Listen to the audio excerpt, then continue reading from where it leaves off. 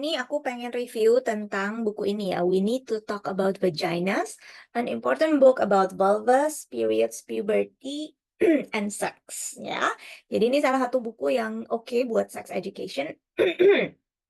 Tapi sebenarnya dia juga bagus untuk ngejelasin tentang anatomi anatomi tubuh dan perubahan yang terjadi pada saat memasuki masa puber ya. Oke, nah aku jelasin secara umum aja ya. Buku ini itu dibuat oleh seorang gynecologist and fertility doctor. Jadi dia memang dokter of gyn yang ngerti tentang ini. Oke. Nah, jadi dia menjelaskan secara anatomi, secara medisnya juga, bukan cuma cerita-cerita doang ya. Oke. Nah, jadi sekarang kita mulai dari daftar isinya ya. Daftar isinya ini kurang lebih di bagian pertama dia menjelaskan secara anatomi tubuh. Jadi bagian-bagian dari bagian kelamin wanita. Terus kemudian dia menjelaskan yang bagian berikutnya, bagian kedua ini adalah tentang having periods atau menstruasi. Menstruasi itu apa? Apa yang terjadi? Harusnya darahnya seperti gimana dan lain sebagainya. Habis itu yang selanjutnya bagaimana perawatan dari, alat kelamin tersebut gitu, bagaimana kita merawat, alat kelamin kita. Habis itu kemudian yang bagian yang selanjutnya dia membahas tentang social boundaries. Jadi bagaimana kita menjaga, bagaimana kita harus bersikap dalam hubungan dengan lawan jenis, gitu ya. Terutama kalau udah berkaitan sama yang namanya saling menyentuh gitu. Jadi yang mana boleh, yang mana yang nggak boleh, how to say no, how to protect yourself, bagaimana kita melindungi diri kita. Nah, itu dibahas juga di sini. Termasuk resiko-resikonya ketika apa yang terjadi waktu kita, eee, memiliki hubungan dengan lawan jenis gitu kan. Nah, hubungan seperti apa yang bisa membawa kepada, sampai kehamilan dan sebagainya, gitu ya. Nah, terus habis itu paling aku kasih flip through-nya sedikit ya.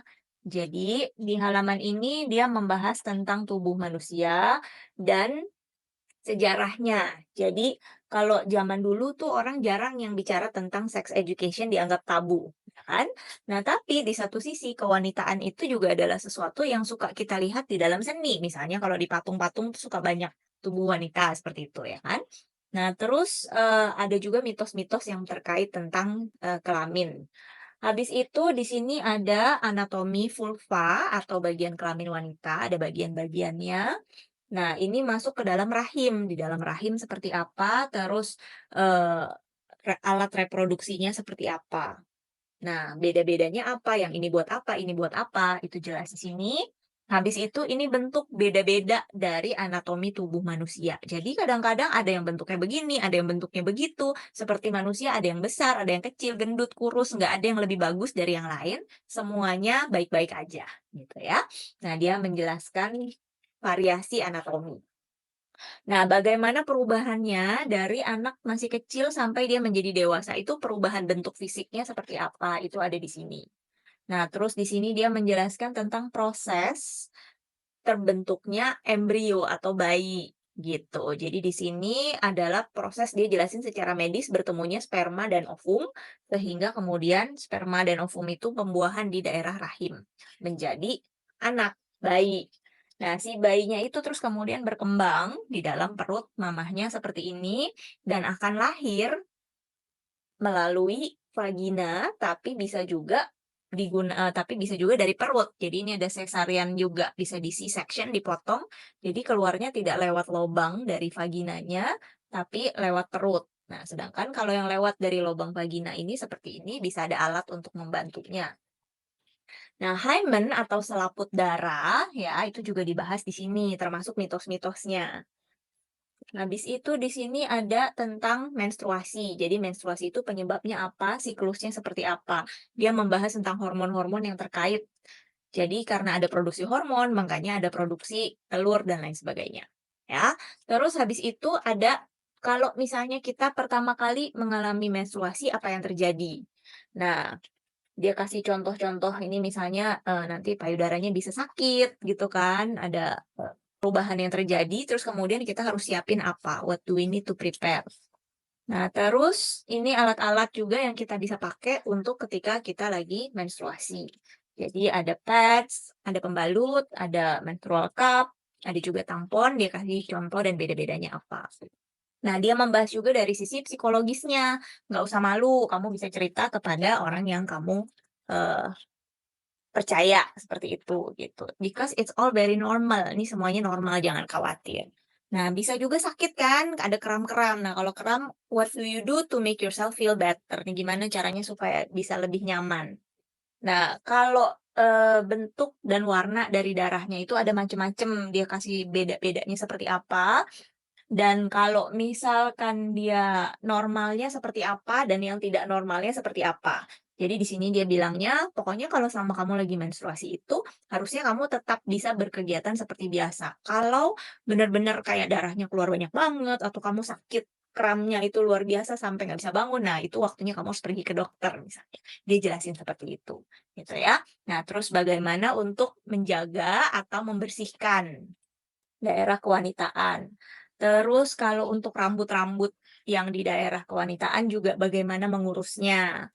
Terus kemudian kalau kita ke dokter bagaimana, karena kan kadang-kadang kan kita, risih ya, takut gitu kalau ke dokter, tentang, maksudnya mau konsultasi tentang kewanitaan. Padahal it's okay, karena kita juga harus melakukan tes smear ya, ini terutama untuk yang sudah dewasa. Nah, jadi di sini dia akan membahas tentang salah satunya adalah penyakit-penyakit yang bisa terjadi, penyakit kelamin. Jadi di sini diskusinya akan udah masuk nih kepada penyakit kelamin yang mungkin bisa terjadi kalau sudah berhubungan badan, gitu ya. Nah, kalau sudah berhubungan berarti kan ini untuk anak yang sudah cukup dewasa. Nah, kalau untuk bagian yang depan-depan tadi itu, aku rasa sampai umur kayak 8 sampai 10 tahun itu kita udah mulai bisa bahas ya.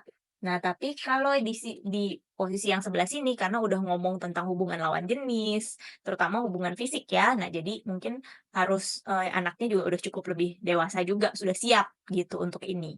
Tuh ya, jadi orang tuanya bisa menyiapkan diri juga.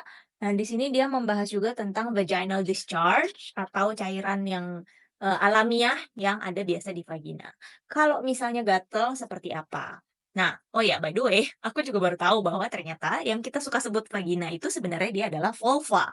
Jadi vagina itu sebenarnya hanya terowongan atau lorong yang di dalamnya aja, saluran yang di dalamnya, tapi sedangkan bagian kelaminnya itu sebenarnya disebutnya vulva. Nah, kalau misalnya gatal terus apa yang terjadi? Nah, sebenarnya di vulva itu ada banyak bakteri baik yang dia memang tugasnya untuk menjaga kebersihan si vulva itu sendiri. Tapi kadang-kadang bisa terjadi juga iritasi, misalnya kena pembalut atau kena, celana dalam gitu ya, atau, keseimbangan bakterinya terganggu, itu bisa jadi gatal. Apa yang bisa dilakukan? Itu ada di sini, ya. Nah, terus di sini juga membahas hal-hal lain, misalnya how does it supposed to smell like down there, baunya, kan kadang-kadang ada bau ya, nah baunya tuh harusnya gimana sih? Nah, paling ini yang harus diperhatikan di sini ada pembahasan tentang gender identity. Jadi karena ini buku terbaru nih baru-baru keluar di tahun-tahun sekarang, dia di sini membahas tentang cisgender, non-binary, transgender dan gender dysphoria. Jadi berbagai macam jenis gender yang nanti diskusinya bisa lebih dalam nih dengan anak-anak ya kan. Jadi gimana perempuan bisa jadi laki-laki dan lain sebagainya. Oke. Nah, terus dia juga membahas untuk staying safe, terutama di masa sekarang kalau, anak-anak sudah punya akses kepada gadget gitu ya. Nah, ini bisa terjadi yang namanya sexting atau mengirimkan video-video, porno dan lain sebagainya. No means no, ini tentang bagaimana kita menjaga diri kita dan kita say no kalau kita tidak, siap untuk, berhubungan dengan lawan jenis, seperti itu ya. Nah, apa yang terjadi? What do you do if you are sexually assaulted? Termasuk kalau kita mengalami pelecehan, apa yang harus kita lakukan? Gitu ya. Nah, dia membahas juga tentang resiko-resikonya kalau misal kita melakukan hubungan badan. Ini ada penyakit-penyakit yang mungkin terjadi, ya. Terus ini tentang touching yourself ya, karena bagian kelamin juga bagian yang sensitif, bagaimana kita memperlakukannya, itu ada dibahas di situ.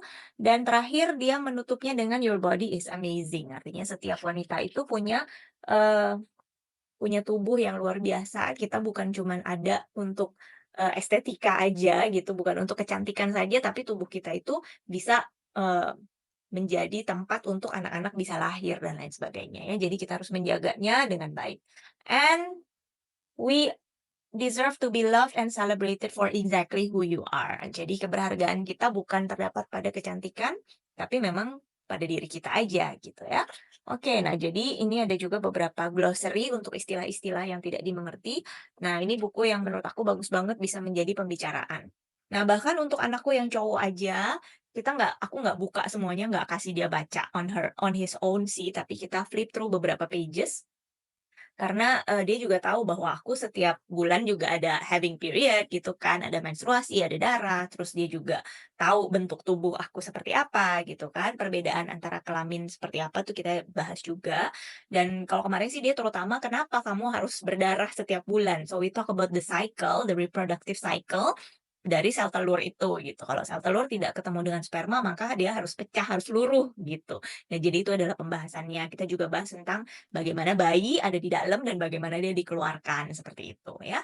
Jadi tujuannya apa? Aku kasih tahu dia tujuannya adalah, so you can be, a helper for a woman that needs help. Jadi kalau misalnya ada temennya yang lagi sakit misalnya karena lagi menstruasi kan bisa sakit. So you can be kind, kamu bisa ngerti bahwa dia lagi sakit karena, dia lagi having period atau misalnya mamanya butuh sesuatu gitu kan, so kamu bisa take care of the women around you. Nah itu message-nya aku sampein ke dia, selain juga untuk ngerti tentang differences atau perbedaan dari anatomi tubuh. Oke?